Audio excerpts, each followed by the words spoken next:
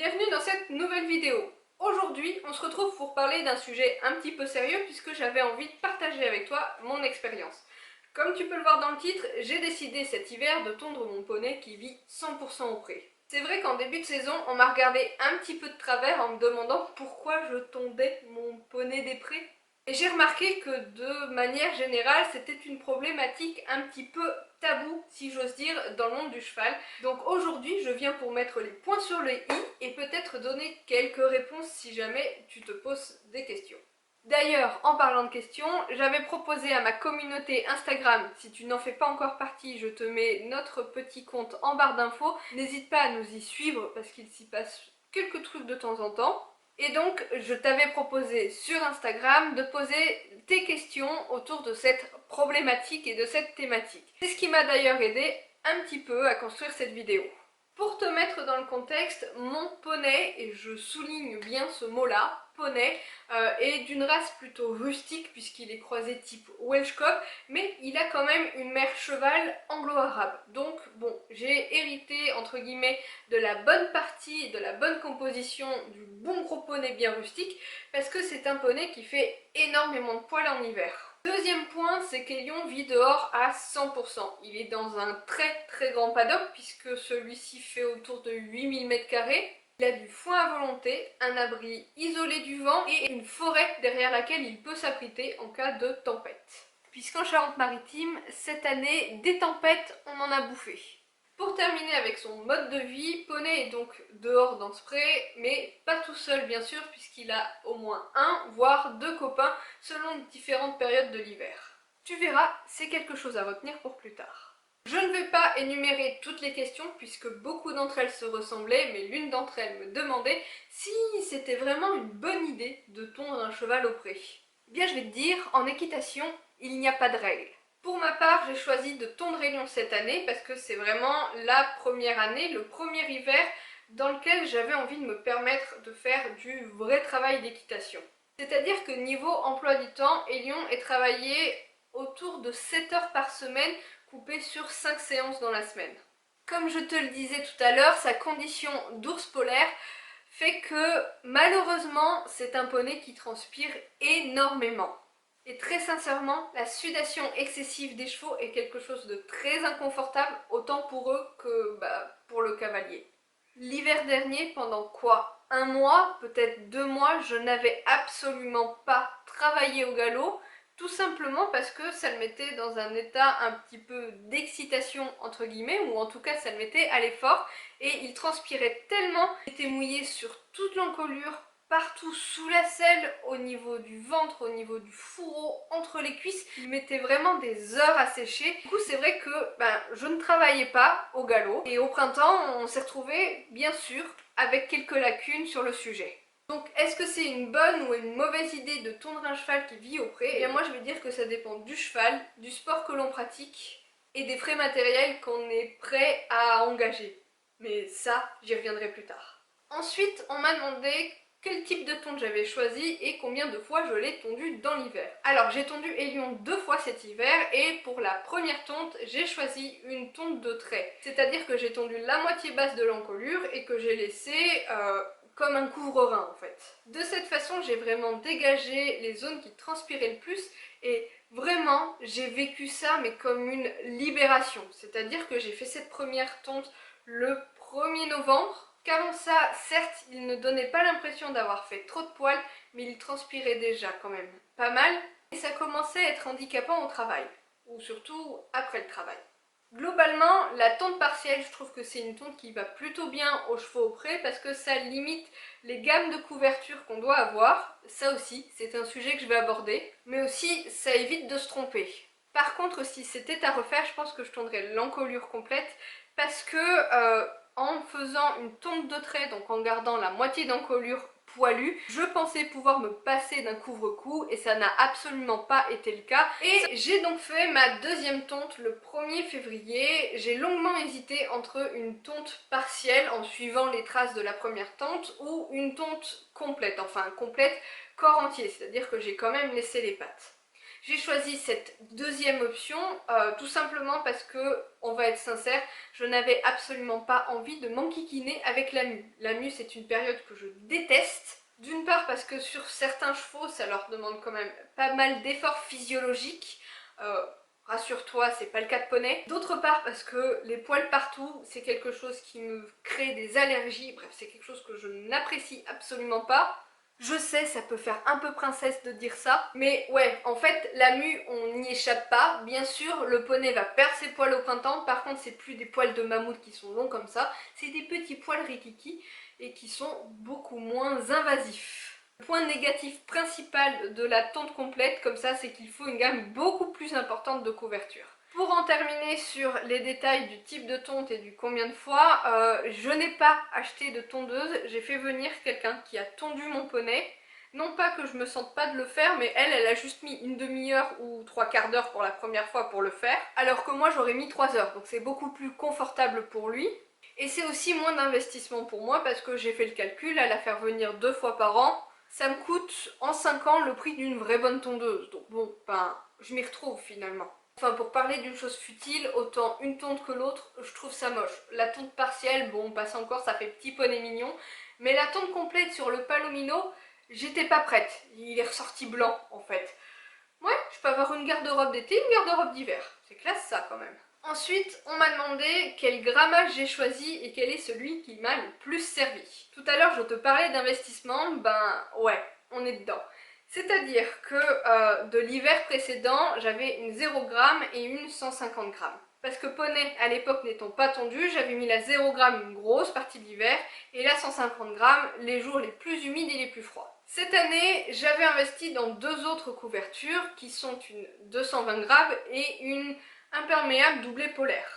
Avant la première tonte, donc je pense de tout début octobre jusqu'au 1er novembre, j'ai laissé l'imperméable et ça a été d'ailleurs une vraie galère parce que je me suis rendu compte que je détestais les couvertures uniquement imperméables. C'est-à-dire qu'elles soient doublées filet comme la Fuganza ou doublées coton comme mon autre couverture imperméable, puisque j'en ai 2, c'est une horreur. Ça transperce quand il pleut vraiment trop fort. Il y a toujours cette sensation d'humidité en dessous parce que soit le poney a trop chaud, soit bah, tout simplement ça traverse le kawaii parce que le cheval est depuis des heures dehors et qu'il n'y a rien pour imbiber la flotte. Le jour de la première tonte, donc je le rappelle, une tonte partielle, j'ai mis la 150 g. Clairement c'était celle qui convenait le mieux, mais j'ai fait la petite erreur, comme je le disais tout à l'heure, de penser que de faire une tonte partielle de l'encolure me permettrait de laisser le poney dehors sans couvre-cou.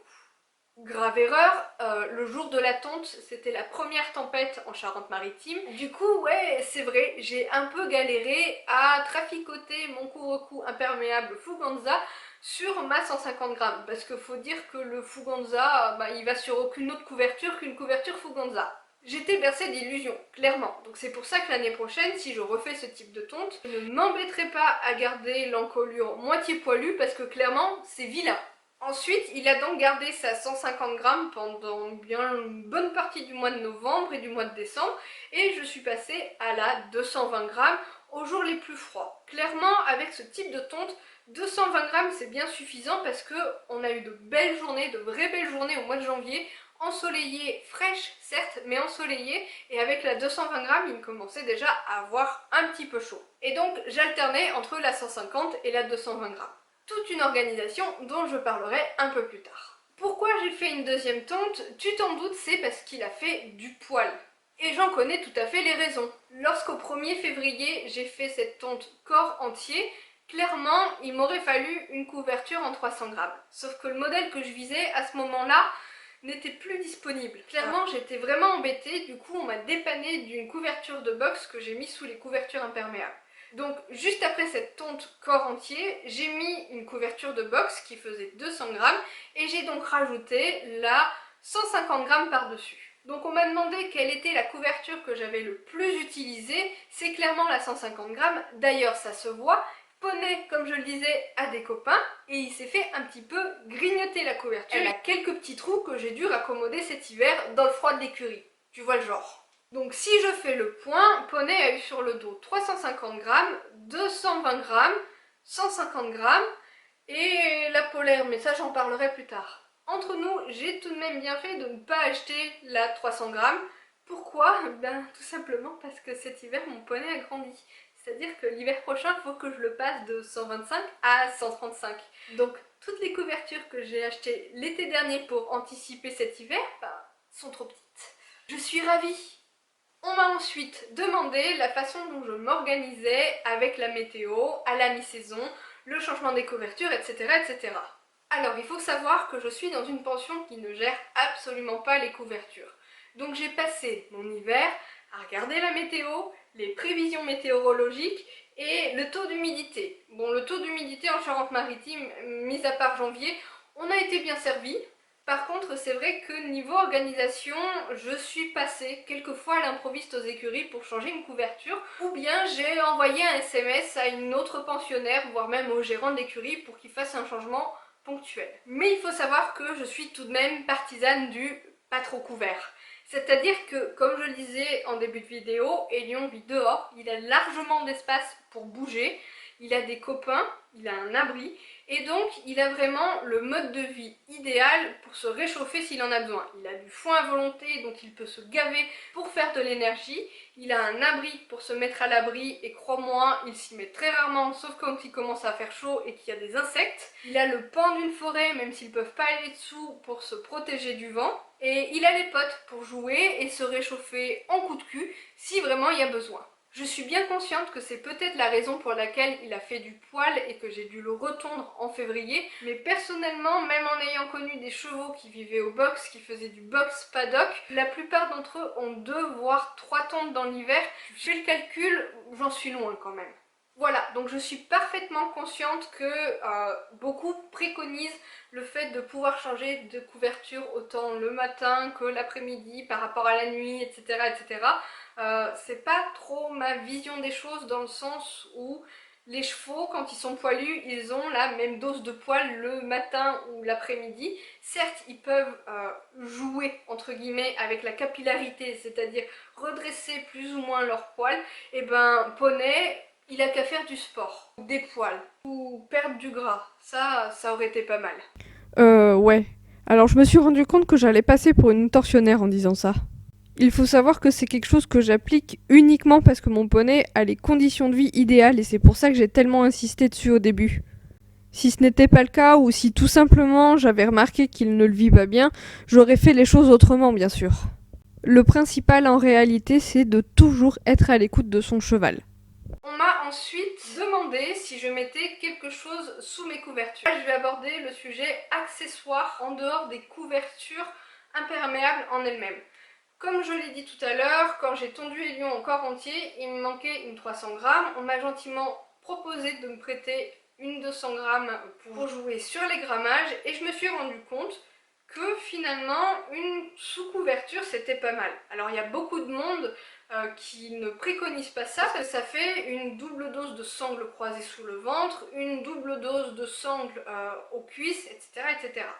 C'est vrai que sur les chevaux un peu remuants, ça peut être problématique. Seulement moi, de tout l'hiver, enfin pendant le gros mois où le poney a eu besoin d'un plus gros grammage, je n'ai absolument pas eu de problème. Pas de couverture qui tourne, pas de sous-couverture mouillée, sauf quand j'ai mis une polaire pour dépanner, ça va pas du tout, ça recule, ça a fait craquer la polaire et j'ai laissé ça 2 nuits et j'ai fini par passer 2 heures à raccommoder cette polaire. Donc la polaire en sous-couverture, ou même en couverture imperméable, mais celle-là j'y reviendrai encore une fois, c'est pas le top. Par contre, c'est vrai que je me suis rendu compte que j'appréciais le fait d'avoir une sous-couverture, tout simplement parce que, d'une part, ça protège des frottements. Pendant la fin de l'hiver, j'ai mis une sous-couverture, une petite chemise en coton toute légère, et ça protège les épaules des frottements. Ça évite que le cheval se retrouve un peu la peau pelée ou la peau à nu au niveau des épaules. Ça évite aussi au pansage de s'encombrer avec cette grosse couverture qu'on va plier, déplier, machin, quand elle est toute trempée, toute boueuse. Ça permet de l'enlever directement et pour autant, le poney n'est pas à poil dessous. Ça, franchement, je trouve ça pas mal. Et dernier point que je trouve hyper positif, c'est que la chemise en coton est beaucoup plus facile à nettoyer que la couverture imperméable. C'est-à-dire que la couverture imperméable, j'ai dû Non, en fait, je les ai pas nettoyés l'hiver, c'est tellement l'enfer à nettoyer que je me suis pas enquiquinée à les nettoyer l'hiver. Par contre, la sous-couverture, c'est-à-dire la petite chemise, je me suis permise de la nettoyer. Ça passe à la machine, ça passe même au sèche-linge et c'est plutôt facile d'entretien. Et donc, ça évite au cheval d'avoir une croûte de crasse entre son poil tondu et le tissu de la couverture. Parce que avec les frottements, la poussière, l'humidité et compagnie, c'est vrai que le coton de la couverture n'est pas des plus propres. Ça vraiment, je trouve que c'est un des points positifs de la sous-couverture.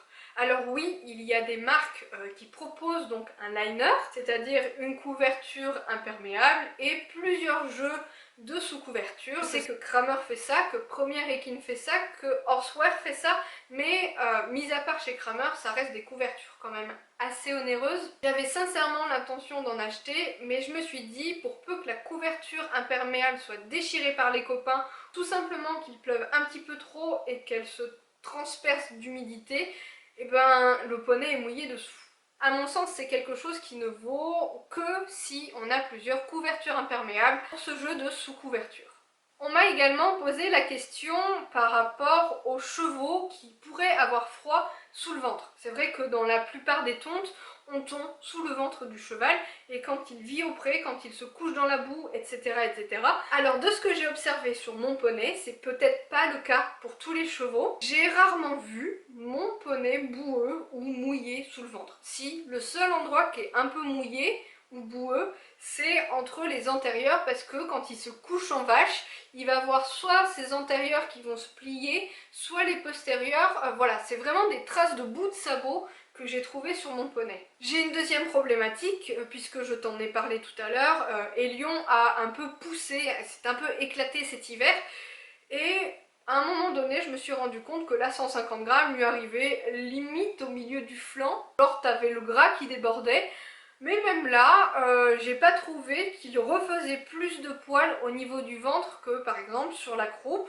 ou sur le dos. Par contre, je le disais tout à l'heure, j'ai galéré un moment avec mon couvre-cou Fuganza. Je suis finalement équipée d'un couvre-cou Equitem, donc qui était plus adapté à mes couvertures, mais c'était un couvre-cou en 0 g. Et c'est vrai que le premier endroit où le poney a refait du poil, c'est l'encolure. Il était en 350 grammes pour le moment les plus chauds, puis 220 grammes au niveau du corps, et il demeurait en 0 g au niveau de l'encolure, et c'est vraiment là où j'ai regretté également de ne pas avoir soit de sous-couverture en polaire au niveau de l'encolure, soit un couvre-cou avec un grammage plus conséquent. Toutefois, malgré ça, pour les chevaux un peu sensibles, il existe des accessoires, je sais pas comment appeler ça, une bavette en tissu, un bavoir, bref, une protection ventrale que tu pourras passer dans les sursangles pour que ton cheval soit protégé et de l'humidité et du froid au niveau du ventre. Ça ne coûte pas très cher, je crois que ça coûte une vingtaine d'euros et je pense que ça peut être quelque chose de pratique à avoir dans sa sellerie. Dernier point sur les accessoires tontes, ce sont les couvre-reins. Pour ma part, je ne possède que des couvre-reins en polaire. Il faut dire que c'est un achat que je voulais m'éviter cette année avec la tonte partielle. Et clairement, mis à part peut-être la première séance ou les 2 premières séances, je n'ai absolument pas utilisé de couvre-reins quand mon poney était en tonte partielle. Quand il fait moche, quand il pleut, on a la chance et le privilège d'avoir un manège. Je me demande si je pourrais vivre sans. Et donc vraiment en tonte partielle, c'est quelque chose dont je n'avais absolument pas besoin. Une fois que j'ai tondu le poney en tonte corps entier, là oui j'ai eu besoin d'un couvre-rein, que ce soit dans le manège, en extérieur par temps clair ou même à la longe. Du coup je crois que j'ai réutilisé mon surfait pour la première fois depuis le débourrage. Si je n'avais pas eu de manège, il est clair que j'aurais dû investir dans des couvre-reins imperméables. Je pense que 2 couvre-reins imperméables c'est pas mal. Un couvre-rein doublé polaire pour la tonte corps entier et un deuxième couvre-rein uniquement en imperméable pour les jours où il fait bon ou les poneys qui n'ont pas une tonte entière. Mais vu que je suis une cavalière d'extérieur en carton, je ne vais ni en trotting, ni en balade, ni en rando, ni même en carrière les jours où il pleut. Et donc ça épargne vraiment ce type d'investissement. Dernière question qu'on m'a posée, et je trouve que c'est une bonne conclusion, c'est est-ce que je vais réitérer l'expérience? Et la réponse est mon Dieu, oui. C'était vraiment un luxe en fait d'avoir un poney tondu au pré. La première tonte m'a permis d'évaluer la façon dont Elion supportait cet état en étant au pré. J'ai vu qu'il le vivait très bien. C'était vraiment un gain de confort, aussi un gain de temps, il faut dire, pour les soirs de semaine où je vais monter. Et pour l'année prochaine, je ne sais pas encore si je vais procéder de la même façon, c'est-à-dire une tonte partielle sans encolure cette fois pour l'automne et le début de l'hiver au moment où il fait le plus froid, ou directement la tonte complète. En tout cas, en deuxième partie de saison, je ferai la tonte complète parce que comme je te le disais, égoïstement, j'ai pas vraiment envie de m'embêter avec la mue. Par contre, oui, cette année ça va me coûter cher de nouveau puisque, voilà, hein, je passe de 125 à 135, que mes couvertures ne sont pas vendables parce qu'il y a des petits trous, des petits raccommodages par-ci par-là, que clairement ça va me ruiner. Il me paraît indispensable d'avoir dans sa sellerie une couverture imperméable, malgré ce que j'en dis, d'éviter absolument la couverture imperméable doublée polaire parce que la doublée polaire, on la met généralement au printemps. Les poils qui viennent se piquer dans la polaire, c'est un véritable enfer à décoller et sûrement à nettoyer. C'est la couverture qu'Elion a eue pendant le début du confinement et vraiment, hein, je pense que cette couverture-là, elle est en bon état, je vais la revendre et je vais la remplacer par une 50 grammes. Quelque chose de matelassé mais très léger dans lequel les poils ne viendront pas se piquer. Il me semble également indispensable d'avoir des couvertures auxquelles on ne pense pas trop, c'est-à-dire la 150 grammes et la 220 grammes. Je sais que les gens la remplacent généralement par la 200 grammes, mais l'une et l'autre se complètent vraiment. La 220 grammes est hyper difficile à trouver, la 150 grammes un peu plus facile puisqu'on la trouve chez Equitem, mais cette 220 grammes, vraiment, l'année prochaine, si je la trouve pas en promo, elle va me manquer. Ensuite, comme je l'évoquais, il m'a manqué une 300 grammes et j'ai bidouillé pour faire une 350 grammes. Alors, entre les deux, je sais pas trop. C'est-à-dire que j'imagine, si je faisais une tonte entière dès le début de l'hiver, je passerais directement à une 200 grammes. Et puis au plus frais de l'hiver, je passerai une 300 grammes. Et au moment de la retonte, mon poney en 300 grammes, il faudrait que je passe à un grammage plus élevé. Et je suis pas certaine que les 50 grammes de plus fassent vraiment la différence. Pour l'année prochaine, très sincèrement, je ne sais pas encore comment investir ou réorganiser mes couvertures. Bien sûr, je vais partir sur une 50, je pense. Je vais privilégier aussi des couvertures avec le cou intégré parce que ça évite clairement certaines déchirures. Et je me demande si ma plus grosse couverture ne sera pas tout simplement une 350 grammes. Au milieu, je ne sais pas. Pourquoi ne pas prendre une 200 grammes? Il y a 150 grammes de différence entre chaque et me trouver une couverture de box en 100 grammes. Ça encore, c'est quelque chose qui n'est pas hyper facile à trouver parce qu'en général, elles sont en 200 grammes. Mais du coup, tout combiné, je me retrouvais avec du 0, 50, 150, 200, 300 et 350. Je pense que ça suffit, non? Puis j'en ai touché un mot tout à l'heure. Autre investissement auquel je pense, c'est les petites sous-couvertures en coton ou même en lycra. Ça peut être pas mal. En bref, j'ai pas fini d'acheter des couvertures, plus que ce que j'aurais voulu. Merci mon poney d'avoir un petit peu grandi. Mais la réponse, tu l'as vu, bien sûr, est oui. Re-oui et re-oui, je continuerai de tondre mon poney des prés en hiver. Parce que je l'ai déjà dit en vidéo, c'est un poney des prés, mais du sport, tu vas voir, on va en faire. Sur ce, j'espère que ce partage d'expérience t'aura plu et je te dis à très bientôt dans une prochaine vidéo. Psst, n'oublie pas de t'abonner et de liker la vidéo.